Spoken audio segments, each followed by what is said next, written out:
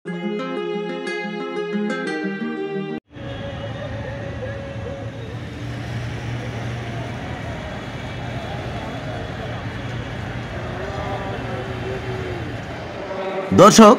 আমার চ্যানেল একটু খবরে আপনাদের স্বাগত।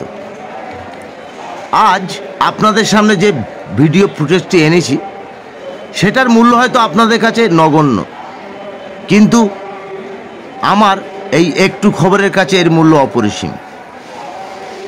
আজ আমরা আমাদের এই দেশ ভারতবর্ষের এক নির্ঘৃণ রাজনৈতিক সুড়সুড়ির শিকার, যেটা সাম্প্রদায়িক সুড়সুড়ি।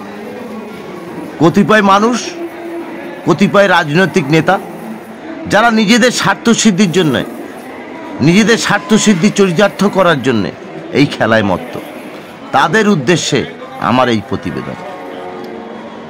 ভিডিও ফুটেজটি হাওড়া স্টেশনে, যেখানে দুটি সম্প্রদায়ের এক নজর কাড়া দৃশ্য।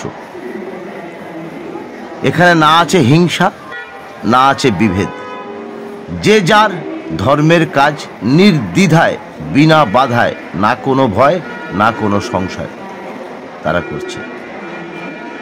আমার এই প্রতিবেদনটির অর্থ আপনারা অবশ্যই বুঝবেন। তাই আমরাই পারব, আমাদের এই দেশ, এই মহামিলনের দেশ, অনেক ধর্মাবলম্বীর এই দেশ, যারা কালিমালিপ্ত করার চেষ্টা করছে, যারা বিভেদ সৃষ্টি করার জন্য, নিজেদের স্বার্থ সিদ্ধি করার জন্য, ভ্রাতৃত্বের সম্পর্ক নষ্ট করার জন্য নিজেদের জীবন নিয়োজিত করেছে, সেই পাষণ্ডদের বিরুদ্ধে রুখে দাঁড়াতে।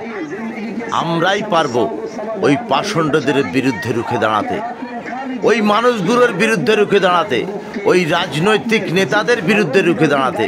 আমরাই পারবো, আমরাই সোচ্চার হতে পারবো। তাই আসুন আমরা সবাই মিলে ওই রাজনৈতিক নেতা, ওই সব মানুষগুলোর এই সাম্প্রদায়িক খেলার বিরুদ্ধে রুখে দাঁড়াই। আমরাই পারব। ভিডিওটি যত পারুন শেয়ার করুন।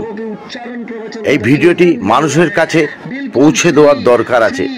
হয়তো আমি বা আমার চ্যানেল পারবে না এটাকে শোধরাতে, তাই আসুন না আমরা একটু চেষ্টা করি এর বিরুদ্ধে রুখে দাঁড়ানো।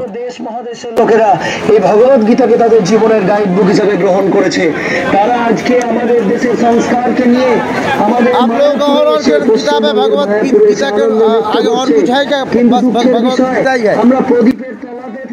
আমার চ্যানেল একটু খবর, সঙ্গে বাবলু শেখ। আপনারা সবাই ভালো থাকবেন, সুস্থ থাকবেন এবং সুরক্ষিত থাকবেন। ধন্যবাদ। জীবনের সাথী করে নিন এবং জীবনের